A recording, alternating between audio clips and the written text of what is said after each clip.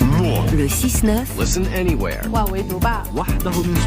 sur France Inter. Géopolitique, bonjour Gallagher Fenwick. Bonjour à tous. Ce matin, Gallagher, vous nous alertez sur une nette montée des tensions entre les deux Corées. L'annonce est presque passée inaperçue de notre côté du monde. Elle est tout sauf anodine. En début de semaine, la Corée du Nord a dissous plusieurs agences en charge de la réunification avec la Corée du Sud. Ces agences jouaient un rôle très utile et concret. Elles ne faisaient pas vraiment avancer la paix, mais permettaient surtout d'éviter de funestes malentendus. Elles constituaient certains des tout derniers canaux de communication grâce auxquels les deux voisins ennemis s'informaient d'exercices ou de tests militaires à venir. Un dialogue désormais officiellement impossible alors que les menaces fusent de part et d'autre et que les actes hostiles se multiplient. Quels sont ces actes hostiles dont vous parlez, Gallagher ? Est-ce qu'il faut s'en inquiéter ? Le plus récent, Marion, date d'hier vendredi. Pyongyang affirme avoir testé dans la mer du Japon un drone sous-marin qui peut transporter une charge nucléaire. Selon le régime nord-coréen, l'explosion de cette charge déclencherait un tsunami radioactif.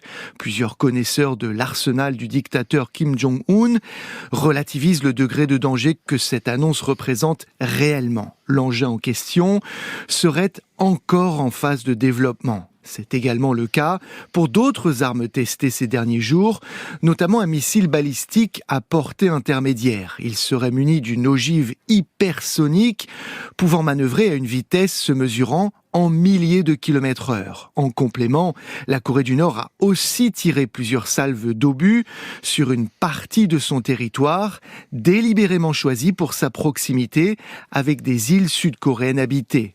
Des alertes y ont retenti.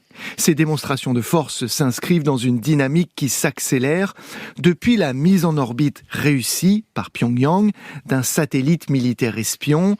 Tout cela ne relève peut-être que de manœuvres classiques de dissuasion. Pour autant, il s'agit bien d'un crescendo qui pourrait, volontairement ou non, faire éclater un conflit ouvert entre les deux Corées. Elle reste en état de guerre depuis la signature de l'armistice en 1953. Et face à cette menace potentielle, Gallagher, que doit faire la communauté internationale ? Cela dépend, Marion, de la partie de la communauté internationale à laquelle vous faites référence. Moscou et Pyongyang se sont beaucoup rapprochés ces derniers temps.